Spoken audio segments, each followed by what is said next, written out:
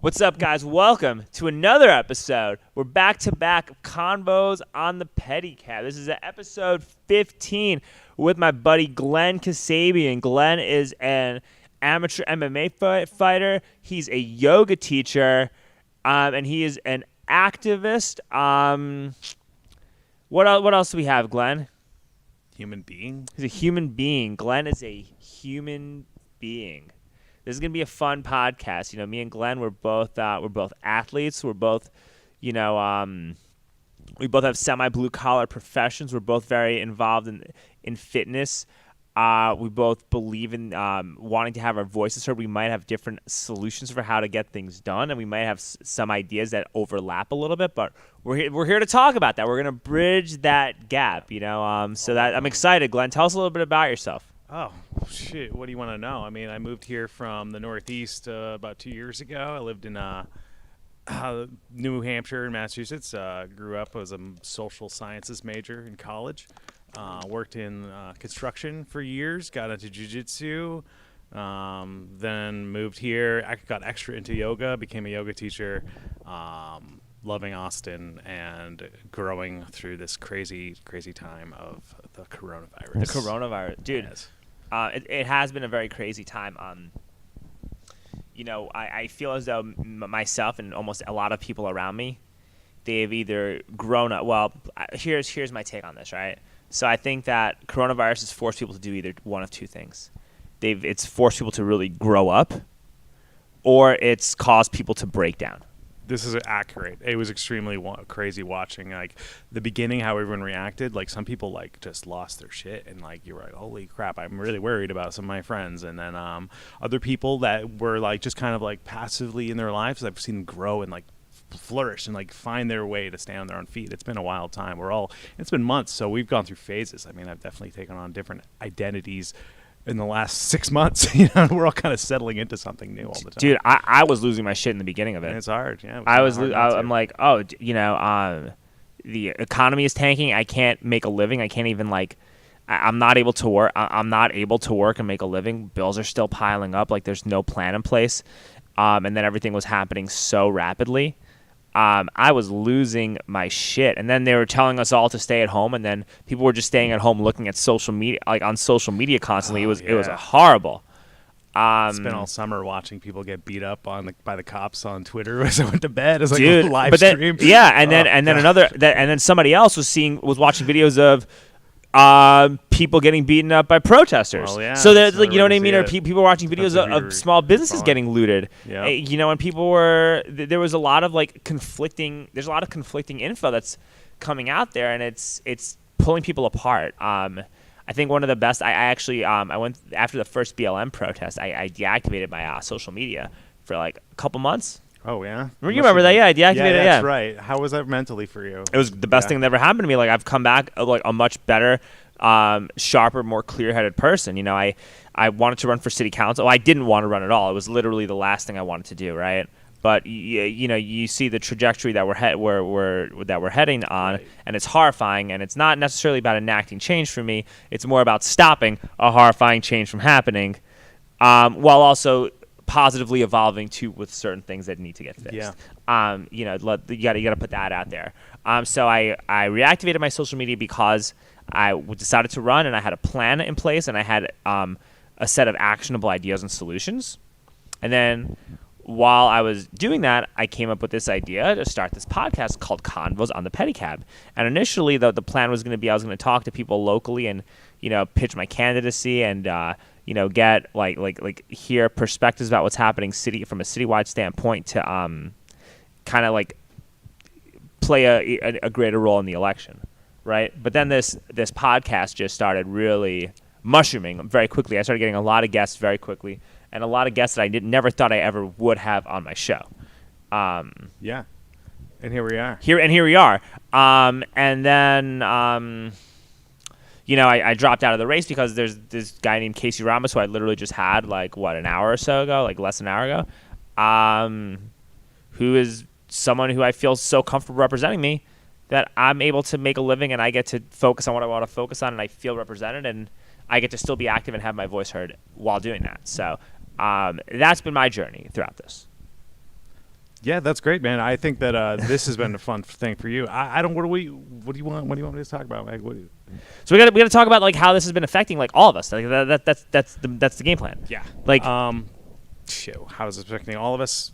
I mean, to me, I think that's the thing. You're right about like the disinformation, the misguided like shatter of consensus reality. That's where my biggest concern is, because I think you're saying like, oh, people are worried about. I'm worried about people getting beat up by the cops, and other people are worried about business getting looted. And I think that's like who's controlling the narrative is really important. I think that's the biggest thing to look at. It's like, where are you getting your source of information? People's information sources. A lot of times people are sending me these news articles, and I'm like, well, look at who owns this news article. Like, it's like literally owned by the Moonies. Like, it's owned by like a cult that started in the 80s. Like, and this is like where you're getting your news, or like some sort of like some sort of anonymous like patriot guy like web message board, and that's like the guy has no journalistic credibility in my point of view at all, but that's like somebody's source of news.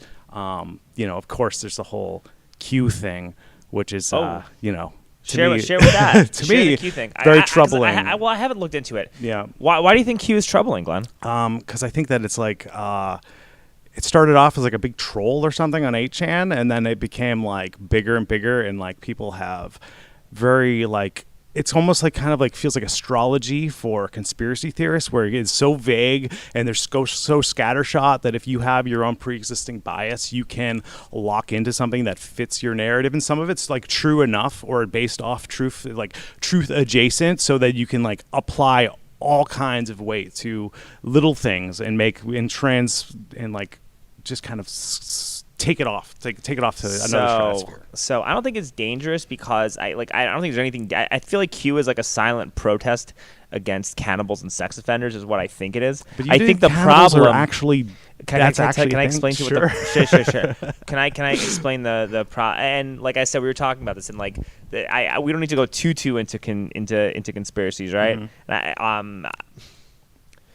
But hey, man, there's a lot of weird shit on Hunter Biden's laptop that I've been hearing about. You know, I think all people in power, they're all fucked up. It's like, but yeah, there is a lot of the stuff with Jeffrey Epstein, the Jeffrey Epstein stuff, and then what I don't understand is why Maxwell, like a lot of that stuff. It's a little weird that there are a lot of elites that are. See, that's where I'm talking about. Trafficking you can kids. absolutely say Ghislaine Maxwell, Jeffrey Epstein, Clinton, Trump, all those people are all tainted by this thing. But then like somebody like, I'm not sure, like Ellen DeGeneres hangs out with that Jeffrey Epstein, makes her some sort of like, I don't think that's a big huge leap. Like, he was actually involved in like scientific researches and like humanitarian philanthropy. Like, just because you hung out or met him doesn't mean you're like a blood-sucking But people like pedophile. Jeffrey Epstein were also blackmail operatives too. Sure. And they I think that's literally used where to you blackmail people. And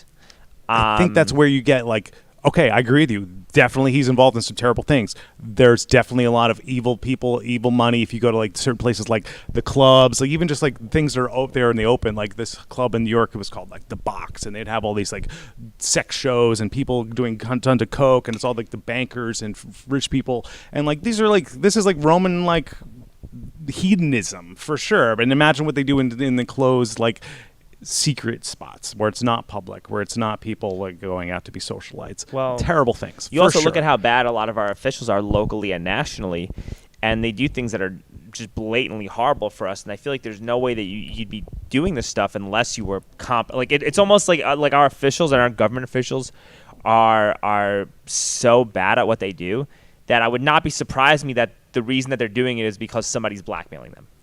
And there's no better tool of blackmail than, I just fucking kid. There's no better blackmail tool, Glenn. There's no better blackmail tool than fucking kids. I think that's a big leap there. I think that there's depraved people, and there's definitely like people that are willing to be bribed.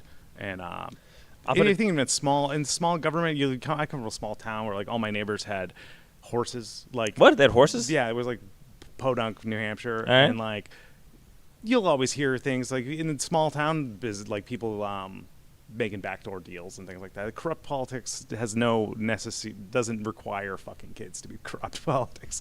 It's like people are historically corrupt, and I think we need some sort of we just need to be able to see things clearly and not have to go into fantasy land about like sucking blood. What like about adrenochrome and all that shit? Yeah, like, yeah, totally. Well, adrenochrome, like they've had like companies have had patents for adrenochrome. Like 3M literally has from a a patent Hunter for. S. Thompson book. Where No, you 3M, like the actual mask making company, has a documented patent for adrenochrome. I'm gonna disagree with you. We can. On the Do validity you want to? of adrenochrome, and especially it doesn't. Well, we're not talking. I don't want to go. Like a we're not. vampire lady from Romania that like bathed in the blood of virgins back in the 1700s. And No, we're not going into that. But I'm just saying that if you want to fact check, Charlie can fact check this. Can you fact check? 3M and adrenochrome. Look it up. You give me my first fact check. 3M and adrenochrome. Also, sometimes facts, it's like, is the fact, does that mean that it's implying the thing you're trying to imply it to mean? Not necessarily true. We're waiting on Charlie. You got any data? Just 3M adrenochrome patent. Because if they have a patent, does that mean that it's So going I'm to just saying be that. sucked by or Well, drink like a no. recreationally or So pharmaceutically by you obviously can't Skip fully tie that in, but like something like adrenochrome does exist. It's not like it's some made up word. Sure, it is like a thing in the body, but like it doesn't. Yeah, get it used for exists. It exists. Yeah. Yeah, I mean, boom. It exists. I'm not saying it doesn't exist. So what else is there when it comes to 3M?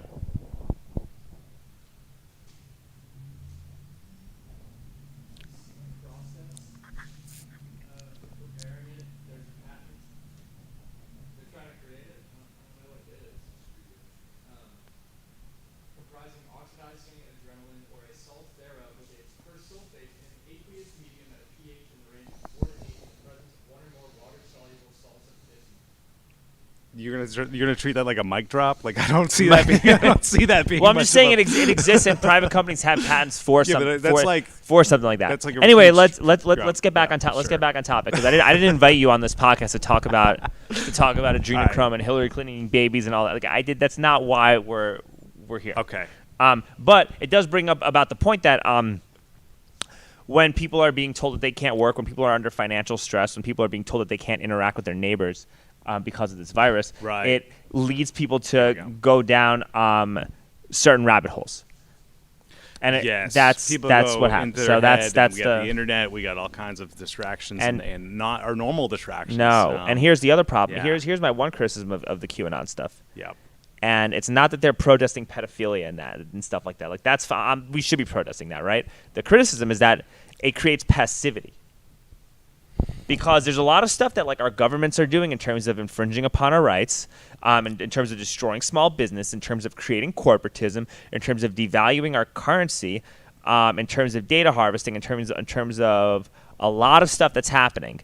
And when you're, on 4chan all day or you're like too into this QAnon stuff, the whole thing that a lot of these people say, it's like literally enjoy the show. And I'm like, that means that you're not involved. Like you have to be involved in order to actually change the narrative. Because if you're not involved, you are going to get globalism if you're not involved. So that's my criticism of it. You're totally right. I think that you're right about, first of all, people, a lot of it's just trolls. A lot of people just love to feed you like weird things that don't make any sense on message boards. And then you have like, yeah, sure. I mean, pedophilia, like sexual abuse is a huge fucking problem, but we should be focusing on like this ivory tower imagined version of it. Like your neighbors, like your community, like that's where most of these things happen is like people that are within like the small nuclear family, like range of that's where most sexual abuse and trafficking and missing people, so that's where this comes from. And we start talking about like save the children, but you're talking about like some fucking Hollywood imagined dragon out there.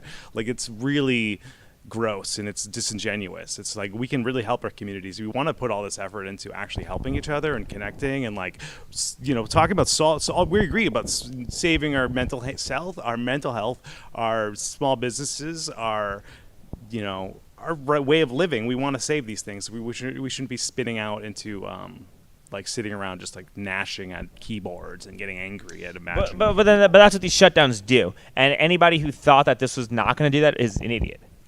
Well, the shutdowns, it's like also I'm not a huge like, oh, we need to shut down everything, but like No, we were doing we need jujitsu together while this was happening. Right, Like, we started, yeah. right. We had like our quarantine pod or We whatever. had a But, secret fight club. Yeah. yeah, but like at the same time, it's like everything I do is a qualified risk. You know, I understand who I interact with. Like now, it's like, you know, it's a little different because like I got my roommate works at school and all these other things. There's all these different layers to it. But And I met her. She was super nice. I like we her a want to lot. have you know, staying small businesses, right? So small businesses they're the ones that are going to lose. The big businesses are going to suck up all this money. The economy is supposedly doing great according to Trump, but like everyone I know that's not like connected to a certain industry is like kind of hanging on by a thread. What's going to happen? Are we going to redistribute the wealth after this, or is it all just going to stay up at the top? That's where I'm concerned. I'm concerned about that shit too. Yeah. But Glenn, here's the thing though. A lot of this is happening because liberal mayors and governors are the ones that are shutting down the cities and not letting the economy's open properly. I think even if the places that were open ended up having huge problems, or people just weren't going out and the businesses weren't. People are going out, dude.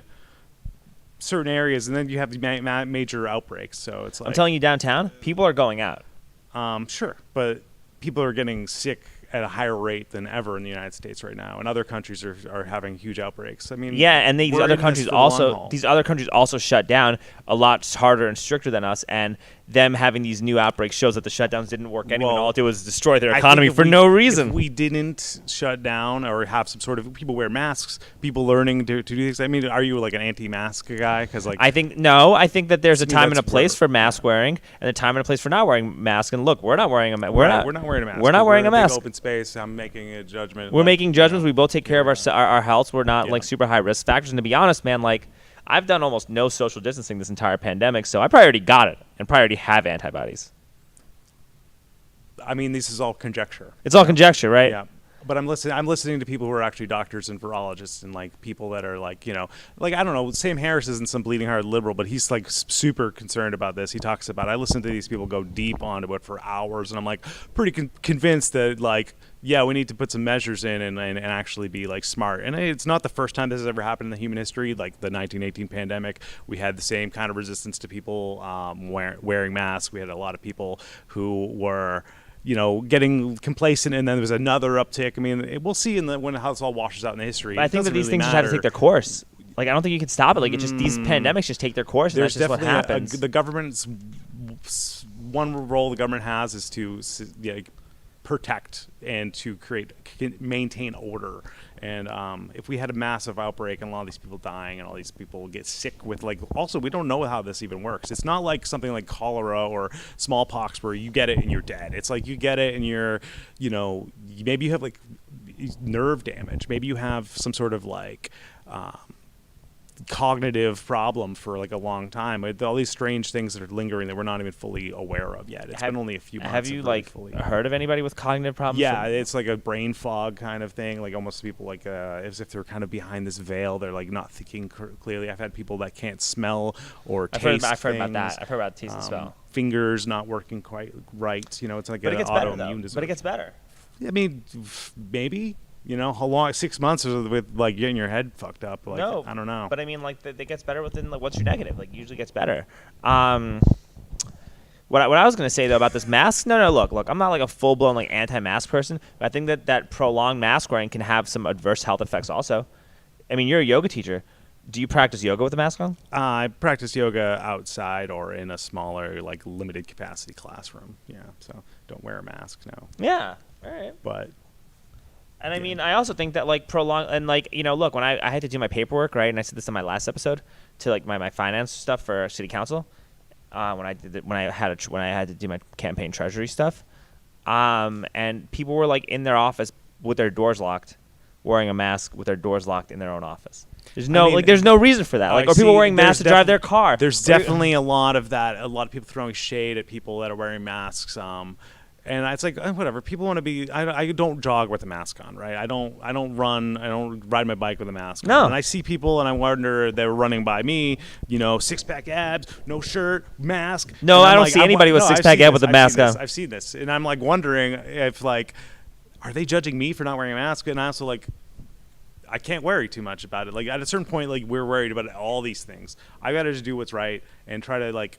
I think, wear a mask where it seems pertinent. I think people wear masks in their own cars sometimes because they're fucking forgot to take it off. I think that's it too. Like throwing I think that's it shade too. at people just for saying they're pussies or something. Like, No, dude, I'm they're not just calling you that. They're just like doing their thing. They're trying to do their best. So I'm not calling anybody. I'm not trying to throw shade at someone for doing that. A lot of times it's literally because I've asked people about that and they're like, "Oh, well, dude, I just forgot." Yeah. But at the same time, I don't think you should ever be too conditioned in terms of wearing that mask longer than you need to. And dude, I wear masks when I go into a restaurant. I'll put my mask on when I order food from the waiter, even though I don't legally have to once I'm at my table. Yep. Because I think that's just smarter. Or I think like wearing a mask at a buffet should be a thing that people do, just because people are coughing and breathing on the food. Yeah, I mean, you know what I mean? Just in general, like that just seems like that's just in general. If when buffets happen, you should probably wear a mask. Mask wearing should be a thing that you should have to do at a buffet. I think for the sake of the food, because it's fucking gross with all that stuff that's being there. Masks have been politicized in the United States, and they really haven't been politicized nearly as much anywhere else. Yeah, well, that's because other parts of the world have plans in place to offer just compensation for businesses. See, that's where I'm. You know what I mean? Like, because they offer just compensation, and it has been politicized. I've been seeing videos in like England and in Australia where people are like getting fucking their asses whipped by cops for not wearing masks and organizing protests against that stuff. I don't know anything about that. I've seen videos. I've seen videos of that. In general, I mean, you can always find outliers, right? And there's definitely some crazy stories about New Zealand sending a helicopter. You sent me that. I'm like, that's crazy. Yeah. But like, I don't think that's like the way. That's but it shouldn't never. Right? But that we should never even let it become that. And you should be vigilant about that stuff. And in Australia, they have drones fly over you. My boss he's from Australia. His family there. They fly drones over you. If you get caught outside, like within a certain area of your home, violating these quarantine procedures, they'll fine you $1,000 via a drone. Like, I never want our society to come to that point and let that be that should never be acceptable for us. I'm not a fan of that, but I also think people need to stop. That people are losing their shit about like this false idea of their freedom, and it's like their freedom is not by wearing a mask. You're not losing your fucking freedom. Like by having to sacrifice a couple months or whatever of like what you're normally used to doing. But is it a couple months? This has been more than a couple months. Because we let things go fucking crazy. It's been insane. Regardless, or even when we're training, it's not a personal affront to us. It's like a global problem. Yeah, I just think that there should be an honest discussion about it. I think that when it comes to mask wearing, people should just we need to sit down and talk to people about when it's beneficial to wear a mask and when it's not beneficial to wear a mask, and understand, hey, you're taking certain risks and you're not taking, you're taking certain risks by doing this behavior, and your risks are a little less when you take a different behavior, and you shouldn't shame people for wearing masks, and you also shouldn't shame someone for not wearing a mask depending on where that's taking place. I think a lot of people can do good to do some internal work. People need to do some internal work. I think people need to just be better to one another, man. Does that make sense at all? Like, this is true. And I think I think at the core, what we're saying, we're worried about what we're worried about. We're worried about people being self-actualized, people being able to live a good life and to have their businesses remain open and to, take care of themselves. And that's what we're worried about. So all these other things are dressings around it and their identities that are not serving us. That's how I see it, right?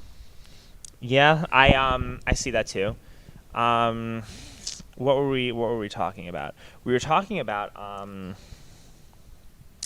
the mask. We were talking about being like receptive and respectful to people. But we're also like, we're more divided than we've ever been, Glenn. We're more divided, but we're also more united than we've ever been. And when you go on social media, people are like so hostile towards one another, and everyone's arguing. But then when you're in person, everyone's like so nice to one another. Do you notice that? Yeah, I think it's very easy to like be angry at a concept like an avatar of somebody. It's true. I definitely noticed that. I've definitely seen people losing their shit and make me like feel like, wow, this person's angry. But I mean, also I guess that there's people in person that are doing this, but I'm not experiencing it. I'm not seeing people be extremely vile to me. I've never been shamed for wearing a mask or not wearing a mask. No, same here. Oh, actually, I had one guy at a gym because like I don't think you should wear a mask while you're like working out at a gym. I think that's like especially if you're doing like cardio and you're doing like circuit training, that fucks your whole oxygen supply. I'm not gonna do that. But I'll wear one if I'm like walking I towards. wore a some- respirator removing asbestos for like 7 years, and it was fucking fine. I mean, I was like doing hard labor for 8 hours a day. So in here's- 100-degree weather. Sometimes. Okay, but you're removing asbestos. That's different. Yeah. So So here, but you're- here's the you'll thing be too, fine. though. Here's another thing too with this, with the do whole. some With, all right, burpees. here's whatever. Fuck that. But I had a guy get like mad at me because I didn't have my mask when I was doing like a circuit. Yeah. And I was like, "Do you work here?" And he's like, "No." And I'm like, "You need to get out of my face like immediately." Yeah. I didn't. I was a lot. I wasn't as nice. You know. I was. Yeah, sure. I got pissed. Yeah. You know. But what I'm saying is that there are just times to wear and times not to wear, and also you know, I think that because of all this mask wearing shit that's happening, you know, a lot of these like liberal socialist, you know, types of worker rights groups, why aren't they like advocating for people to start getting paid more because they have to wear the mask? I think that actually has been the thing that the people have been talking about, like people trying to unionize at Amazon. There's been a lot of like labor. Labor doesn't get a lot of play in the media. I feel like that's one thing I've definitely noticed is like labor movements, like CDL drivers, like all these people. I've heard all kinds of little things, rumbles, but like they never get covered because the media gets a lot of shit for being liberal. They're socially liberal, but they're protecting capitalism is their Well, it's main neo. fucking No, reason. what they're Yeah, doing is also corporatism. neoliberalism It's is not corporatism. leftist. It's not. Yeah. It's not left. You're talking about and then there's unions. We're yeah talking about yeah real leftists, yeah. right? We're talking about and Yeah. so there's let's actually I want to talk about cancel culture. That's what we got to fucking talk about. This whole fucking Okay, cancel let's talk culture about shit it. because dude. I'm sorry. I'm a little like my brain's semi foggy because I just had a guy come No, on like sure. right before. I've Well- never done anything back to back, so we're Marathon man. I'm Let's get it. a marathon man. No excuses though. But anyway, with this whole cancel culture stuff is the most unleft thing that you could ever do. But you also have so many of these like these like liberal people who call themselves progressives that are promoting cancel culture when it comes to criticizing our response to the virus, when it comes to having a discussion about the protests, when it comes to like the presidential election, when it comes to what's on Hunter Biden's laptop. Like there's cancel culture left and right, and it's just, you know, I mean, yeah, I used to get all up in arms about that too, and I felt a little bit like, you know, comfortable in my little space, and then you know, don't challenge this or that. But like these people they're like either reactionary and they're overblown. I also think a lot of people online with these certain things about like taking the most absurd, like the most of the intersectional, like the most crazily like specific thing, and they amplify it because I think they're trolls. I think there's a lot of people that are doing this that are like actually. you ever saw The Social Dilemma? I mean, I haven't seen it. No, I'm like not ready to be that stressed out. No, it's actually good. It'll Yeah. de-stress you because it'll give you a realistic assessment of this. And I saw another thing on HBO called Agents of Chaos, Yeah. where they talked about how like Russia had like all these like troll farms to Yeah. manipulate an election. It's a real thing. So Fuck I think yeah, it's real. a lot of cancel culture is being just like it's manufactured and It's I manufactured think outrage. It's also it's totally it's not truly. But the this is being core. used to destabilize the United States with COVID. Right, but it's not Um, actual cancel culture. It's like because people getting upset about certain things and saying you can't say certain things because they're racist or fucking really offensive because they're not fully aware of the impact of their words. I think there is like an accountability we have to have with Yeah. how we speak to each other, No, which yeah. we're getting more aware of. We're getting more over it, but And, then yeah. with Yelp has this new thing where you can like report companies for being racist with like questionable substantiation methods of that. And I'm like, well, that's just another way to destroy small businesses because you could just literally like Yeah, I don't know anything you'll about destroy that. a small business and it'll literally and like the big box stores will just usurp all that. So like, how do you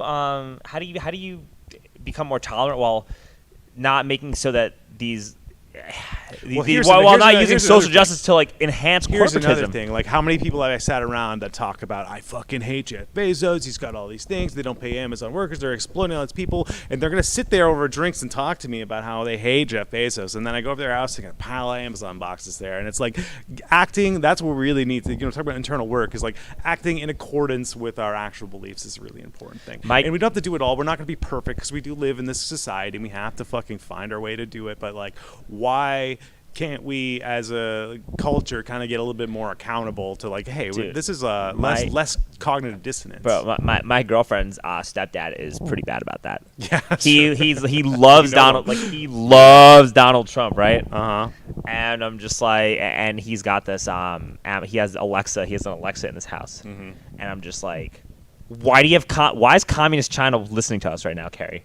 You know, like, what are you doing? Like, why do you have that thing? Why is this monstrosity Well, it's in your house? It's like right even now? like I know people that are like survivalists and they have like seed banks and they have all these guns and canned foods and they're ready for the apocalypse. But like, when was the last time you had a fucking garden? Like, do you know how to grow these seeds? Like, no, I will when the money comes down. That's like, another. no, you don't even shoot your gun. You don't even know how to shoot. You're never gonna fucking. That's actually another thing too. There are a lot of people. Yeah. Well, there are also a lot of people that were like super into Donald Trump and love Donald Trump and they don't own anything. Yeah. And that makes no sense Right. too. But if you own something, you know, then it changes the ballgame. Yeah, but everyone wants to consume an identity and feel like it's a lot of problems with like even like this Biden thing. I don't love Biden. I really don't like him at all. He's a huge disappointment. But I don't have to vote for him. I don't You run don't around. you don't owe him your vote, Glenn. I mean, I don't. All right. And that's the thing. But I did vote for him because who else am I going to vote for? You know. You could have voted third party. Could have voted Yeah, I locally. could have wasted. You could have voted my for vote. You And could have voted for Donnie I have wasted my vote on third parties, but this is a fucked up time,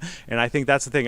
But I don't want to get into the train of being like, oh, because I hate Trump so much that I'm gonna suddenly want to latch onto the cult of Joe Biden and his glasses and his ice cream and be like, I love Joe Biden. He's so cool. Like, no, Joe Biden sucks. We need to hold him accountable. The minute he gets into office, like, push him for accountability, for the Green New Deal, for as much as we can to save us from falling further into this corporatist like dystopia. Yeah, you think Joe Biden's going to do that? There's people around him. I mean, who gets? Do you- I mean, do you there's talk think about he's really Bernie gonna- being in the labor as a labor secretary. Yeah, would but be awesome. and then Bernie endorsed Joe Biden without even making that in writing. Yeah, because I mean, I think we all need to fucking like all hands on deck. I mean, Bernie's got to grow a pair before he makes these decisions. Like, Bernie's you campaign. fighting so hard for humans. I Like, love Bernie. yeah. I voted for him. I wore an InfoWars shirt to vote for Bernie. In the prime, cognitive dissonance. I think Bernie's fine. I would have look. To be honest, man, Bernie Sanders and Donald Trump were the two big candidates that I was the least afraid of, for different reasons. The least afraid of. I think that's the thing. That shows a lot about where our country is at. I think that's true. I think that people get all out of like they're tired of the machine, and the machine clearly has no space for us. So disruptors are attractive. I think that's how Trump got in, and I think that Trump's in. He's like a disruptor, but he's not. He's not like. I mean, what is he doing? He's just like selling off public lands. He's not doing anything for the normal person at all. Everything's Well, he's going to keep things. Well, okay. So here's the thing, right? So, we haven't gotten into a new foreign war in 4 years. Nope. We haven't gotten into a new foreign war. Come close a couple times. Come close. We haven't. We haven't gotten into a new foreign war yet.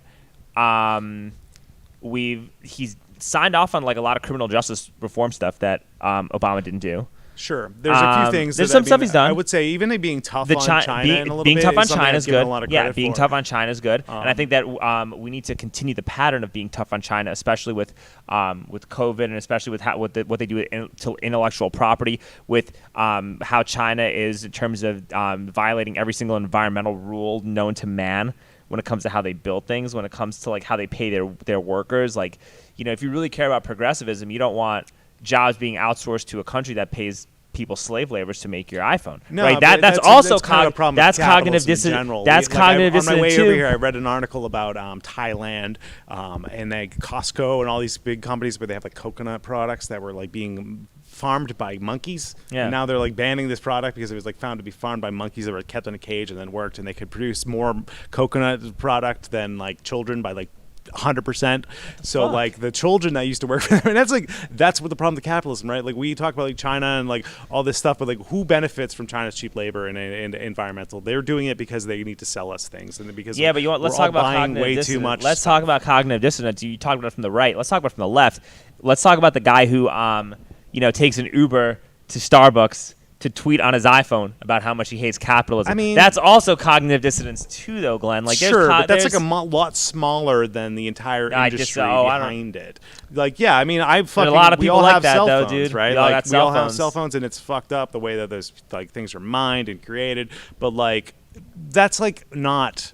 That's like, oh, you got to breathe air. You're like, you want to like. It's like we live in this society. You want me to be a troglodyte and try to make change like by like living in the woods somewhere? I mean, I think about how ideal that would be. Like, just go live in a tiny home and like not talk to anybody. But like, But you should have that that's option. going to be zero. That's going to be zero connectivity or productivity and like just giving up. That'd be like might as well just be a monk in the Himalayas and just like give up on like. But that's not giving up. There's nothing wrong with that. I mean, there's nothing wrong. I'm not judging because I mean that like sounds awesome. Society. Actually, I mean, that sounds fucking theoretically awesome to do that. But also, how's that gonna happen, right? Like, I don't have that money to do that. Regardless, we're getting off on a rail on hypotheticals here.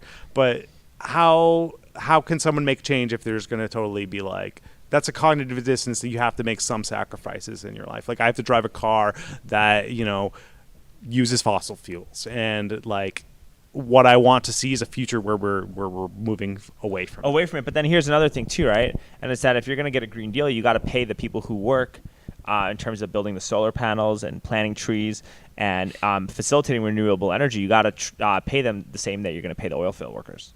I think that'd be great. That's what you have to do before you even do that, because there are a lot of oil field workers that do really well, and this Green New Deal stuff will put a lot of them out of work and not give them any real income. So you better have a plan to provide them with the same type of income.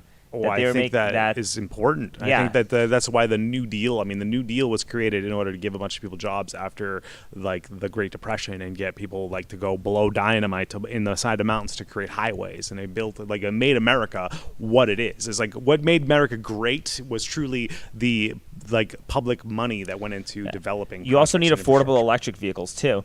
To do this, or affordable hybrid vehicles, because you don't want to use like this Green New Deal stuff to start overly taxing and overly charging people for gas and then having to force everybody into megacities too. You can't do that, and a lot of people are very scared that that's what could be a byproduct of it. So there has to be an accountability to not let that happen and allow people to still own their own homes and allow people to still have access to open space and access to another thing. A lot of people think about like socialism is going to take away things from you. Like, you're much more likely to have the bank come to your house and take away your TV and your car than any sort of like socialist program. Like, that's the thing, they actually will do that. We all have to we don't own anything. I mean, do you own this? You probably rent it, right? Like, we don't. We don't own the means of production. Is like the great idea of like even our music on our phone. We all have like subscriptions to it. Like, we all have to pay. We're always constantly in debt. We never own anything. So everyone's talking about like socialism as this big demon that is gonna take away our things. But like, we're in this capitalist society that is just giving us the illusion. Yeah, but the problem is that if you have these neoliberal corporatists I agree with you. Neoliberals are not my friend. Right. Neoliberals No, are I not know, my friend. not my friend. But what I'm saying, that when it comes to socialism and communism, you got to be careful at who's selling you that bag of goodies. Because when I'm like me being involved locally, our most developer friendly city council candidates have field managers who are card carrying Marxists, and that doesn't add up. You're getting these real estate developers who are literally personifying what runaway capitalism is by building all these like granny flats and building these mixed use facilities next to somebody's single family homes and selling them out to the highest bidder, and then the people that they're giving money to. I don't want to speak to people I don't know or don't. Right, but I'm telling you this from I do know that I think that's why like Bernie got screwed out of it, because all these people want to sit around and talk about giving up these things or whatever. There's a lot of people who are like not willing to give up like their third home. Like, they want to have these things, these. But legacies. If I owned a third home, I'm not giving that up. Why should I? Because I think there's a certain point of like absolute. There needs to be a sort of like.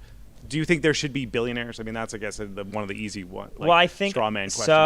Do you think there should be billionaires? Like, I don't. I think there should be billionaires, but how do you like enforce that?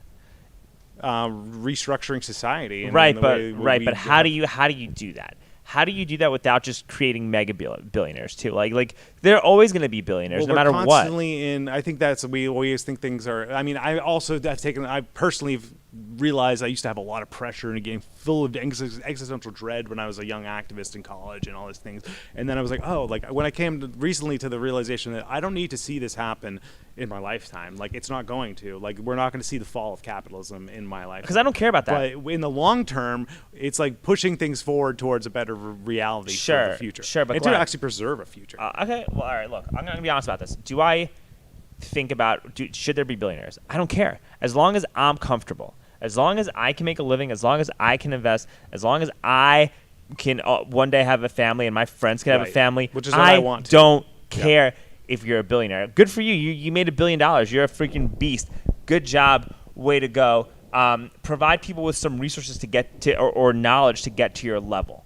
But also, that's the illusion that you're somehow going to become a billionaire because the games are rigged against you. You're constantly going to be put in debt. You're always going to have some sort That's of. not true. Also, there's all these other people that are like. I don't have any We're debt. all stepping on each other's backs Go in ahead. order for that guy. To I drive eventually a have all pedicab these for a things. living. Yeah. I have no debt. I have plenty of money saved up. Just doing this. Oh, I just mean like subtle debt. Like you're always constantly paying into some machine. You're never actually building up your own capital. Because I think that's what, and I'm not saying like you, but I'm saying like as people, that's like kind of the trajectory of our society. You know, like I want you to have a stable like family life, and I want that for all people everywhere. Yeah. I don't want people to be exploited and for people's lives to be destroyed in order for other people to thrive beyond what is feasible. You know, But people are also so cognitively dissonant, and people are so like people just. We like our families have been been dissolved. There are way more people like growing up in single parent homes. Yeah. There's a lot more like drug addiction. People are spending more time on addicted and glued to social media screens. Yeah. And there's so much toxic stuff out there that every single factor that's being played that's being put in there, with every factor being put into play, the path towards actual benevolent and meaningful types of socialism that will actually create an egalitarian, like equal, positive type of change in society. It makes it harder and harder for that to actually come to fruition because it gives more ammo for negative and bad and corrupt corporatist types of people to exploit ideals for personal gain. Well, I think and that that's why socialism is scattered and so separate. dangerous. I don't know. I don't think that. I think that's like you're kind of going off on a little rant there, but like Maybe. I think that you're right about a lot of that stuff, about like people being fractured, people being addicted to drugs and social media and not having any sense of self, and like you give people a sense of empowerment. I guess that's another reason why like I found like yoga is in like just sitting with yourself and meditating and getting to know yourself, regulating your noticing your neurotic behavior, regulating your breath, getting into that's why like that has been like such a thing to slide into underneath and get me back to where I was politically, because life fucked you up for a while, and then you're like, oh, like if everyone just kind of fucking like sat down and really thought about where they're at and like works on themselves, then that like allows us to all be connected better. Yeah, no, I get that. What I was trying to say though is that where I was going with this is that you have the DSA, like our DSA in Austin is so tied into these ultra neoliberal candidates.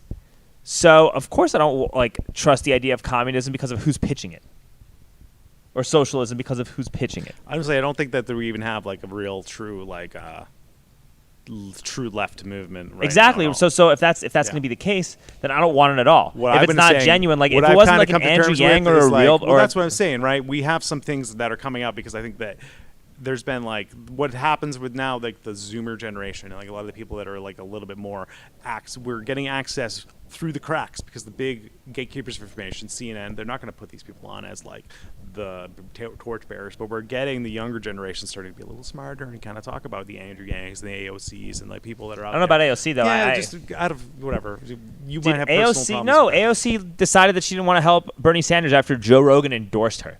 She's totally self-serving, and then she's also saying stuff like, "We're never gonna go back to brunch." I'm like, I get think there's out a of here, lot get of, out of here, man. A lot of character assassination against people like that. But because she they're said it. I charismatic. saw her say it. I mean, I'm like, But she rubs me the wrong. policy-wise, yeah, exactly. I think like her in Tulsi Gabbard. You like Tulsi Gabbard, yeah? Like her and Tulsi Gabbard vote together on the floor about like 90% of the time. Well, that's so policy-wise, they're like. good I to think that's know. like a thing that I think a lot of people on the left do the same thing to Tulsi. I'm like, well, they have things you might not like visually, optically, but I think at the core, like we like these people for a certain reason. Sure, I'm sure she's probably a pretty cool person. But here's another thing about AOC too, is that when there was an item to help reinstate the provisions of the Patriot Act, AOC didn't vote. She no voted that, and I'm like, come on. It's political moves. Dude, it's she like, no you'd say voted. Tulsi didn't vote for the impeachment. He There's all shouldn't these have gotten things, impeached. Well, Donald Trump shouldn't have gotten impeached for that either, because like the Bidens are literally doing the same thing. And let's talk about Trump for a minute too. Okay. Let's talk about Trump Let's talk because about Trump. let's talk about Trump. Let's talk about this. Let's talk about this election. Cheeto. Let's talk about Mussolini. Orange. Let's talk about Orange Man. Yeah. Orange man. Let's talk about Orange Man. Orange Man. Okay. Here's the thing. Here's the thing with this, right? Yeah. And you said that we can push Biden to. You can push Biden left to do what you're going to do. I mean, that's the ideal. Right? Yeah, but it's not. I think you have a better chance of being struck by lightning than actually doing that. You might be right. I saw did you see the DNC convention? I saw day one of the DNC. Oh, it's terrible. Okay. Yeah, they had like it, all these really, George Bush corporate Republicans who lied to get us Totally. into war. We're all going to bat to endorse Joe Biden. Yep. They literally represent the opposite of what you want. Oh, absolutely not. And who not do you think? a DNC Who's got guy. the checkbook? Oh, yeah, absolutely. You think Joe Biden is really going to listen to you No. after he gets elected? But, I mean, comparatively, it's just a matter of, like, do I want the thing that's going to kill me immediately, or do I want the one that's maybe I'll die, like, 3 months later? Like, try to tread water. Trump's not going to kill you immediately. If anything, as someone who's progressive, Donald Trump will probably align with more progressive values than Biden, at least from a monetary standpoint. Because here's the thing, and this is my hold on. Alaska, like Yo, they're tearing down all me- this private land, it's public land. They're selling it to logging. I actually didn't know about that, and you could Yeah. tell me about that more. But here's my take on this. Okay. Okay. My take on it is the stimulus, and I think that if Donald Trump gets reelected, you're gonna have a much better likelihood of getting a stimulus under a Trump presidency than you ever would under a Biden presidency. Think so? Yes, I'll tell you why. I don't think so. You want to know why? Why? Obstructionism in the Senate, and this has nothing to do with Trump. I'm just saying, like, the factors. Like, if Donald Trump wins, right, this guy's been making deals all his life, right? So I feel way more confident that Donald Trump will agree to like a $2 trillion stimulus with Pelosi, and then he'll figure out a way to convince the Republicans to sign off on it. Compared to Joe Biden, like if Joe Biden wins and there's a Republican majority in the Senate, dude, they're going to obstruct everything that Pelosi and Biden throw at them. With a conservative majority Supreme Court, you're not getting shit. And this guy's going to probably advocate for a lot more stringent shutdowns while you're not getting anything. I think there's a lot of conjecture. I think the Republicans. That's my I think concern. the Republicans. That's my honestly, concern. That's my concern, I Glenn. honestly think the Republicans haven't passed a stimulus bill because they actually don't want Trump to win. I think the Republicans are tired of their shit and they're all getting dragged down. And everyone that's an adult in the room in his administration has been kicked out or left and wrote in condemning reviews of Trump and the way he behaves and how he is as a person and as a leader. So I think that in general, the Republicans are not saying it out loud and not admitting it, but I think that in general, we're not getting a stimulus because everyone wants Trump out. I think that's a fucking weird, strange reality for the Republicans, and they have a lot of damage to control with this weird QAnon like infiltration of the party and this kind of thing that they fed 10 years ago with the Tea Party, and now they're dealing with this new mutation. It's a problem, and like the left and the Democrats, they got their own issue because we got this splintering off of like true leftists, and then the neoliberal base that is just denied any kind of real move to the left at all, and like assassinated Bernie's character, flooded the entire field with candidates so they wouldn't be able to get Bernie to get the momentum to win. And then ended the primaries early to make sure that he somehow Pete Buttigieg wins out of nowhere. I mean, what a scam. It's totally a fraud. Oh, yeah, then And all we the are aware of neoliberal that. candidates dropped So there's out definitely right some before wars. Super Tuesday, Right. minus Elizabeth Warren. I mean, and then there was you're this right. whole narrative saying, you go, girl, don't drop out for Bernie. And I'm like, you literally destroyed progressivism. It's absolutely and bullshit. But then everyone's shaming people. But now those same people are shaming you because you don't want to vote for Biden. The same people that voted for Elizabeth Warren on Super Tuesday are shaming you for not voting for Biden. Here I am. I'm a guy like, who just told you, like, I totally agree with like the absolute corruption and the terrible things that are going on, but yet, fuck you it. got shamed. I'm gonna vote. No, I didn't get shamed. Did you I vote just yet? said- But you I voted. voted. I You voted. I voted. sent it. I fucking sent it. Fuck it. Let's go. It's all right. You're still my friend, dude. I still love you, bro. But look, I'm worried that a Biden presidency will pave the way for real fascism a lot faster than I don't Trump see will. that. I think that we have like real, like, we have police disappearing people on the streets. We have like the way he talks about violence against citizens in the United States and like paramilitary. Can I explain to you? Like, Can I explain to you why? why is that? Why are you gonna justify that? No, I don't think that's good. But I can explain to you why I think that you're more likely to get a real fascist under Biden than under Trump. I guess. I'd just like sure. to explain my perspective on this, okay? Because we're actually seeing like fascism creeping, and you're like, also seeing fascism creep in with the what- tech companies. Anytime you post information about, like when people are posting about Hunter Biden's laptop or posting about what's happening in Ukraine, and like the fact that the Tony Botachinsky story isn't even being shown on mainstream media, and Hunter Biden's absolute corruption and elite and coercion with here's the another Chinese thing. government, which Here's is more another thing. dangerous than Russia. Here's another thing. Do you think that's like worth? I think that's like a right wing, like very niche story that's bad and it's a problem. But it's like, doesn't have the traction that really deserves? No, like, it definitely has the traction, and it should be getting out everywhere. But what about all these? There's like so many endless scandals and things with Trump that we can't even stick to because there's so many where they just slide through our fingers like sand. And now we're gonna get stuck in this one with Hunter Biden. Like there is so much corruption when it comes to China, dude. Like I don't buy that at all. Yeah, I don't think that's. but when I don't when think it that's comes right when at it all. comes to and here's the thing in French, where French like within 48 hours of the election, they will straight up not put out any new news breaks about the election because it's in order to prevent the manipulation of the news cycle and the outcome of the election. I think that's where we're facing now with this massive amount of disinformation, so much shit. Everything has to get filtered through so many different things. You think the story should not even Well, have gotten brought up? No, I think that American. a lot of what you're talking about with like Twitter editing things, I think it's in order to prevent the subversion of democracy by trolls and by people that are strategically flooding these networks with dubious, I won't even say false, but dubious claims or unverified things, and then you're flooding it. You change the narrative.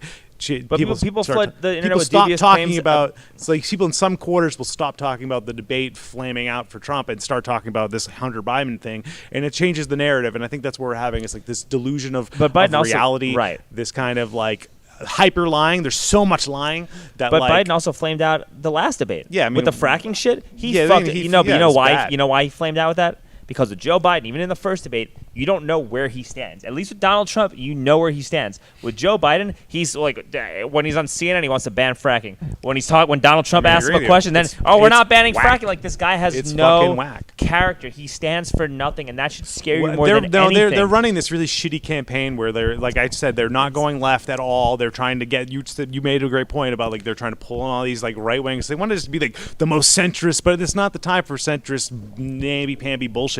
If you gave people a real, true like concept of the left and you actually owned it, I think a lot of people would come to our side. And that's what I'm saying is like I know there's a lot of people out there that suck, but I'm just trying to be the left you want to see in the world. Like be the kind of person like, you know, I'm not going to try to cancel culture everyone, but I'm going to try to people hold accountable and like just be the right way. I mean, I can't be burdened by some other person's bullshit. But when you see all this stuff getting censored about, and I love what you're saying, it's powerful. But when you see like the stuff about Biden being censored, and then even when Obama was president, when people like criticized Obama, like you got like people got like overly shamed by criticizing Obama when he did things that were like going against what he like the progressive platitudes that he preached, and you're seeing a repeat of that, but on a much grander scale with Joe Biden, and then you're gonna see in 4 years that Joe Biden's gonna barely go left at all. And the only thing that's going to happen as a result of that is that you're going to see more social unrest, and you're going to see a lot more of these protests, and you're going to see a lot of stuff that's happening. And then you're going to see people who are like super far right. They're going to take advantage of that. And then 4 years from now, if Biden doesn't actually accomplish any of this stuff and doesn't move the party left in a productive and equitable fashion, which I doubt that he will. Hopefully, I'm wrong if he wins, right? But I doubt he will. I think it's up to us. That's going to pave the way. People, right? It's going to, and then 4 years, after 4 years of this, right? You're not going to like. There's going to be a very low voter turnout, like in 2016, and then it will pave the way. It will pave, and then there'll be a real fascist running.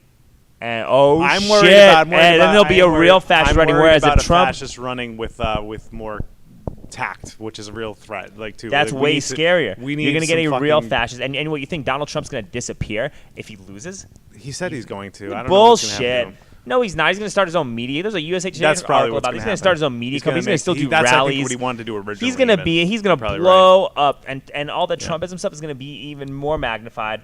And then Donald Trump could still get a second term 4 years later, like Grover Cleveland did it. He's not like automatically disbarred from ever running again as a result of losing the. He's not. He can still do it. Really interesting fucking. You know what I mean? So what would you rather have? Like my take is this: my personal thing is if you bite the bullet and get another 4 years of Trump, the DNC has to hold themselves accountable, and then 4 years later you have to get a Yang or a Sanders or a Gabbard.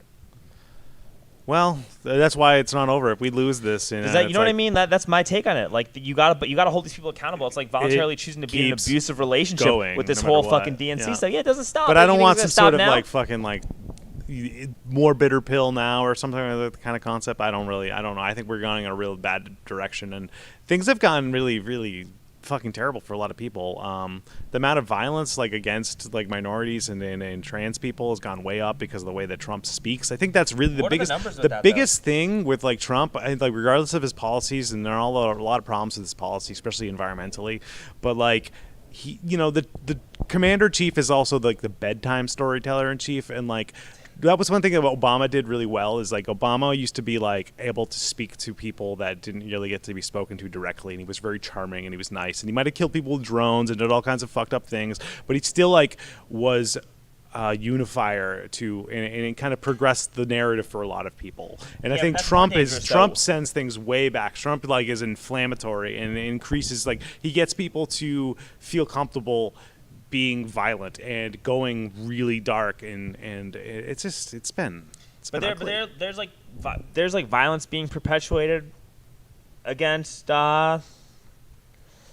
there's all this violence being perpetuated against like small business owners, and like there's violence perpetuated against Trump supporters too. I mean, riots that's are kind of another crazy thing. too, though. I mean, like people look.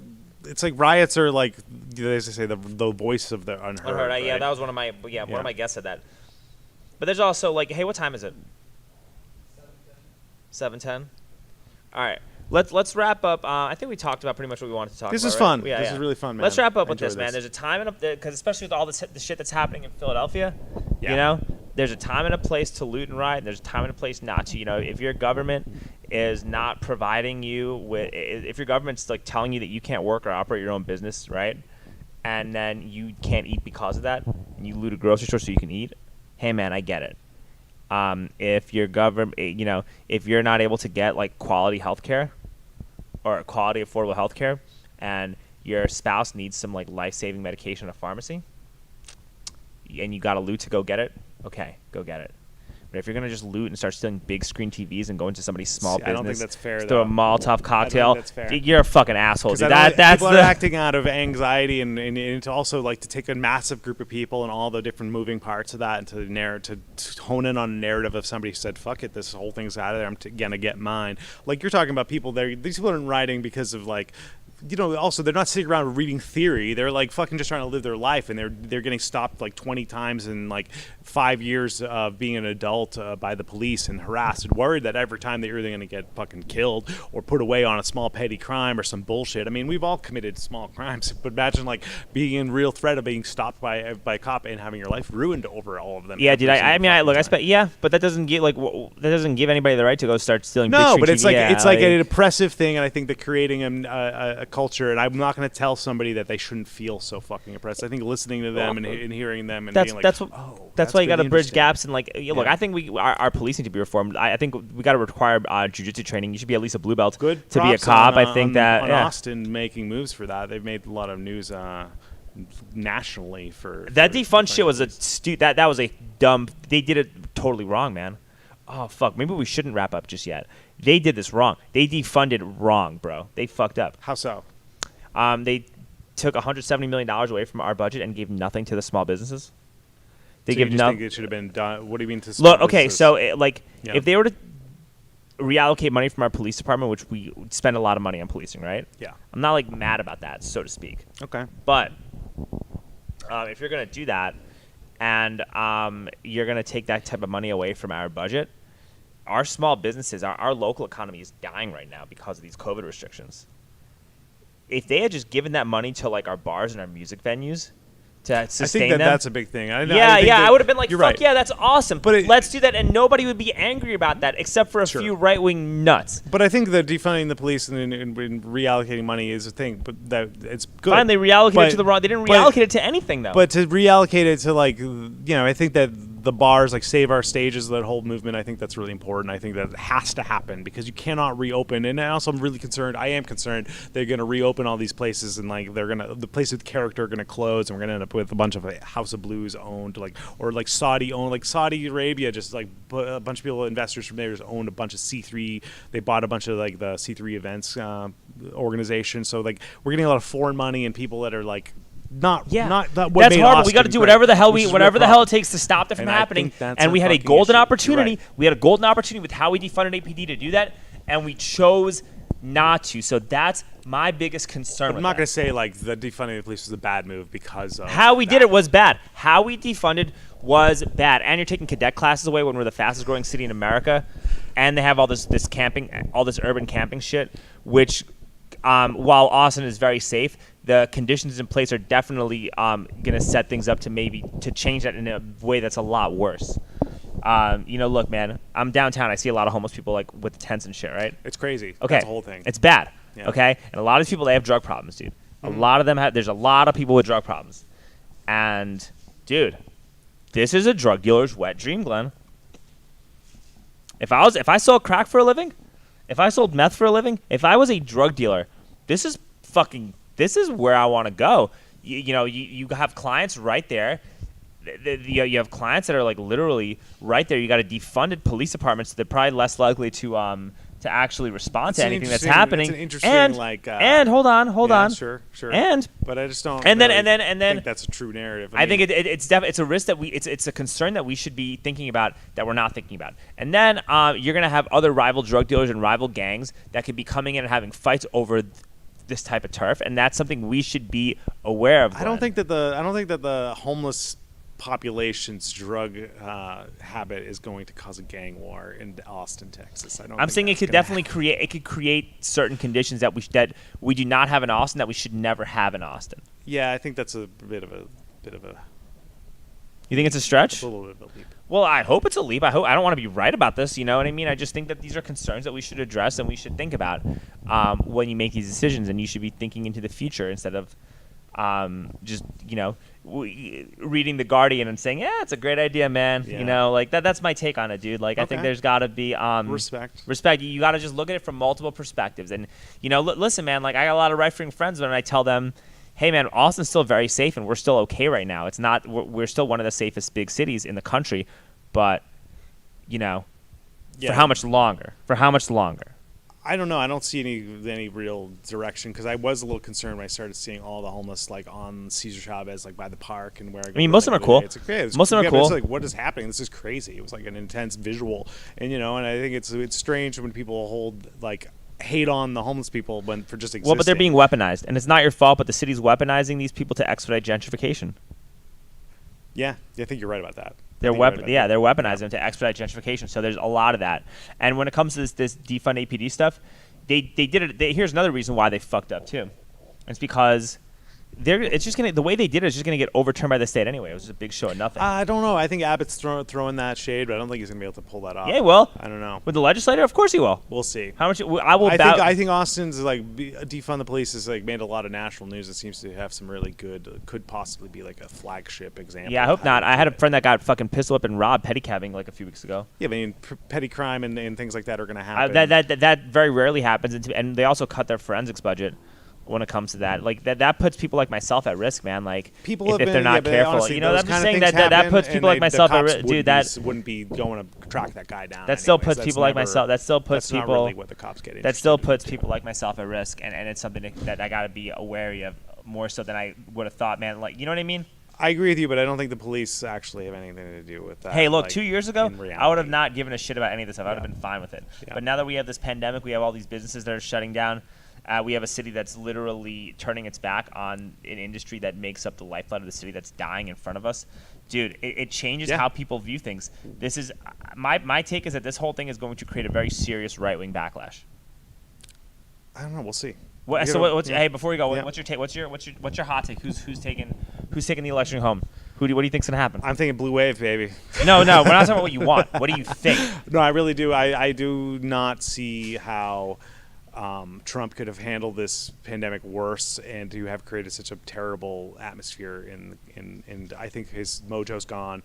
I think it was Marianne Williamson said like the vibe is all wrong for Trump, and he's trying to revive this whole thing. So I think that I don't think he takes. Because I'm seeing capacity crowds at a lot of his events, and nobody's showing up for Biden. So but the people in Biden like don't want to. I don't want to go to a Biden rally. Like it's like.